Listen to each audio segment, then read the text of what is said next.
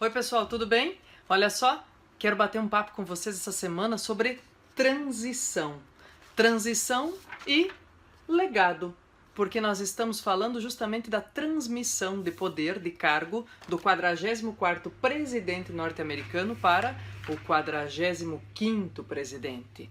E o legado, pessoal, ele parte do ponto de vista, ele parte do princípio justamente de que há uma prestação de contas. E aí, o que é que você me diz? Será que é bom que nem todas as vontades de um presidente se realizem ao final dos seus mandatos? Será que não? Pensa aí, dá uma olhada, vê os exemplos, vê as possibilidades. Olha só, mas tem algumas informações importantes e alguns intertextos que a gente pode fazer, tá bom? Primeiro de tudo, o Obama herdou uma crise econômica lá de 2008 para 2009. 2009 é o primeiro ano de mandato dele. E em 2009, os Estados Unidos decresciam 2,8% em sua economia. Em 2010, ele consegue fazer com que os Estados Unidos cresçam 2,5%, o que é um amparo aí de legado bastante dinâmico, bastante benéfico.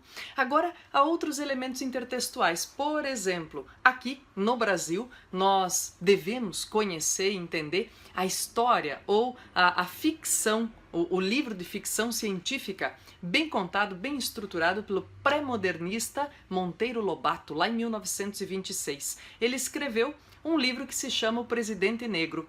E, pasmem vocês, pessoal, era um presidente norte-americano, sim, que ele previa. Mas ele previa que esse presidente acontecesse, esse cargo fosse ocupado por um negro lá no dobro do número de presidentes norte-americanos, lá em 2228, quando o 88º presidente assumiria o cargo na nação norte-americana.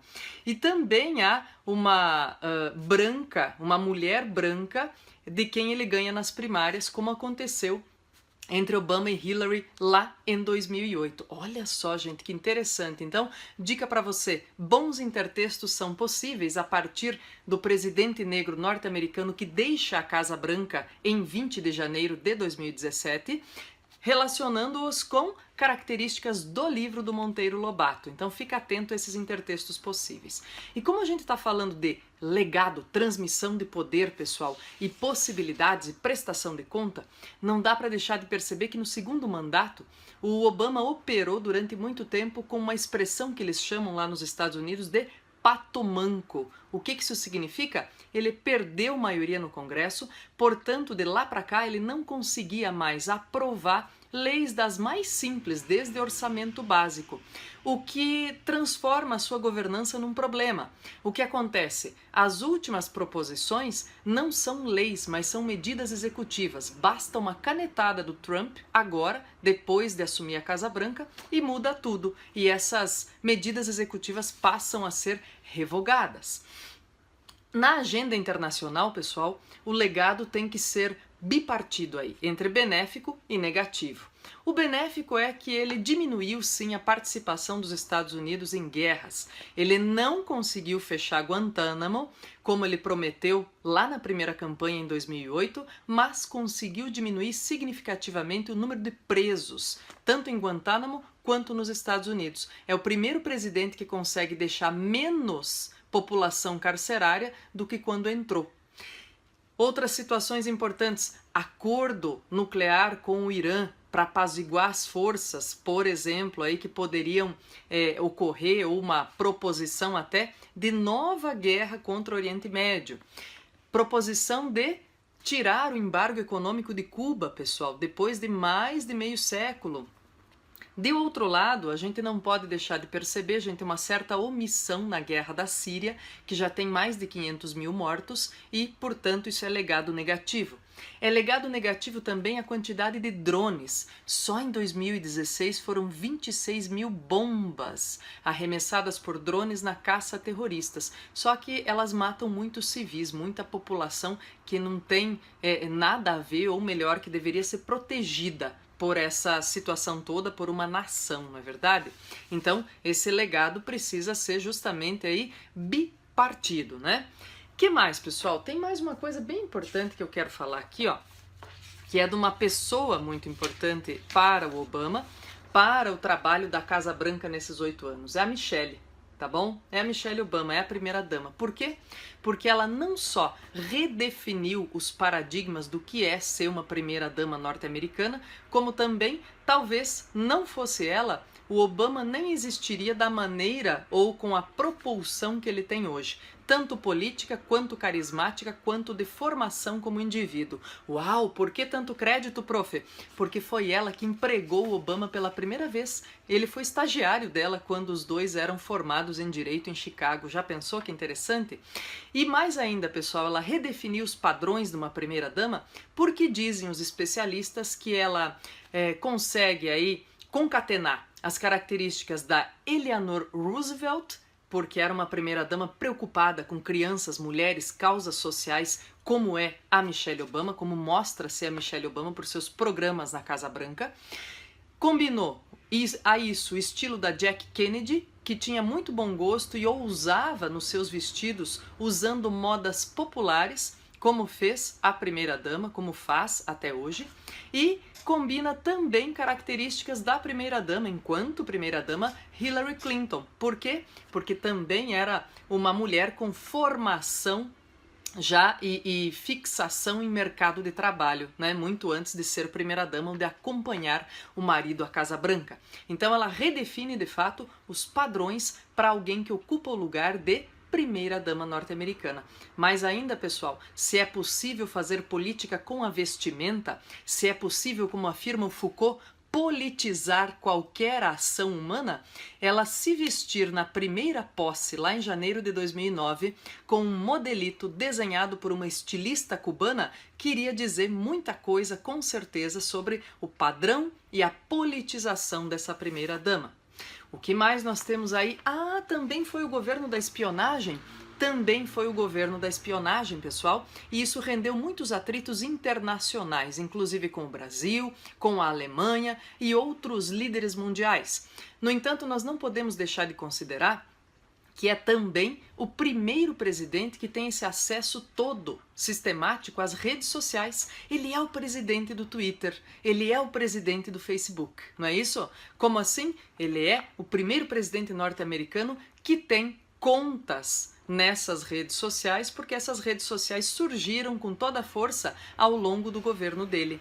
E mais ainda, ele tem mais seguidores, gente, ele tem o maior número de seguidores do que a própria Casa Branca. Olha só que interessante, que figura carismática. Cansou de cantar, de quebrar o gelo com discursos cuidadosos, metafóricos, com figuras de linguagem, cantando em eventos oficiais da própria Casa Branca. Então ele é de fato essa figura carismática que consegue encantar a população. No entanto, algumas características, por exemplo, o Obamacare fez com que uma classe média se enfurecesse nos Estados Unidos, e outras características como a renda do americano pobre ter se estagnado lá um patamar que estava já nos anos 80, fez com que esse grosso da população também não votasse na sua sucessora, Hillary Clinton. Até porque não dá para deixar de perceber, né, pessoal, o que é uma sucessão e o que é uma continuidade do mesmo governo. São coisas bem diferentes. Então ele é o presidente que canta, que disse que nós nunca podemos deixar de considerar que a força que tem uma história bem contada, né, e que a cultura faz parte justamente do jogo político, e além disso ele veio com dois slogans muito fortes, muito poderosos aí nesse fim de primeira década dos anos 2000, né? Yes, we can, sim nós podemos, e hope, ou seja, que todos tenham esperança no futuro, nas possibilidades. Tem se falado muito, pessoal, sobre o que há para se fazer ou como é que vai ser esse governo do Trump, que entra como 45º presidente norte-americano a partir de 20 de janeiro, na semana justamente que se comemorou no comecinho, na segunda-feira, ele se empossa na sexta-feira, na segunda-feira foi o dia de Martin Luther King. E olha só, nesse dia 20 de janeiro, então, há muita expectativa para o que vem depois, há muito prognóstico. Por exemplo, é um governo populista de direita?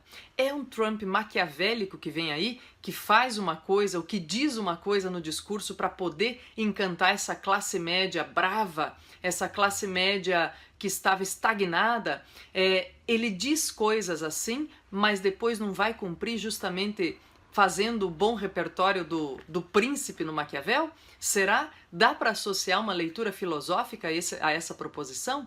Dá para dizer que é um populismo de direita?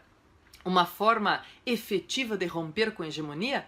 Dá para dizer que tem um liberalismo vindo aí, com uma soberania popular desimpedida, pessoal? Vai haver um muro entre Estados Unidos e México? Ele é apoiador do Brexit, ele é apoiador da saída do Reino Unido da União Europeia. Vai haver deportação de imigrantes ilegais? Antes eram só imigrantes, depois imigrantes ilegais, depois imigrantes ilegais criminosos. Então, os contornos do discurso até chegar, desde o candidato até a presidência, são contornos diferentes de discurso. O que nós podemos fazer agora, pessoal, é só desejar que os prognósticos sejam os melhores possíveis e não os piores, né? Como é que vai ser essa relação com a imprensa? Como vai ser a popularidade? O que ele fará na economia? Ele mexerá no acordo climático assinado pelos Estados Unidos em Paris em 2015? Tem muita informação vindo por aí, pessoal. E eu tenho a desejar e gostaria muito que a gente conseguisse trabalhar bem com os intertextos possíveis, com toda essa repercussão, mas o que eu quero desejar é que nós tenhamos e que o Trump seja um bom exercitador de empatia, né? Bons governantes, gente, trabalham com empatia, trabalham colocando-se no lugar dos outros, sentindo o que os outros sentem e querendo melhorar as possibilidades de todos à sua volta. Então, empatia para nós, 2017 que vem aí, que venha o 45º presidente norte-americano e que os prognósticos sejam interessantes. Um abraço a todos, gente. Tchau, tchau. Já nos vemos. Eu e o Chico vamos preparar mais uma atualidade com a ajuda da Chica também. Comenta aí, conversa comigo, não deixa de dizer, de rememorar aquilo que você quer conversado aqui por nós. Um abração.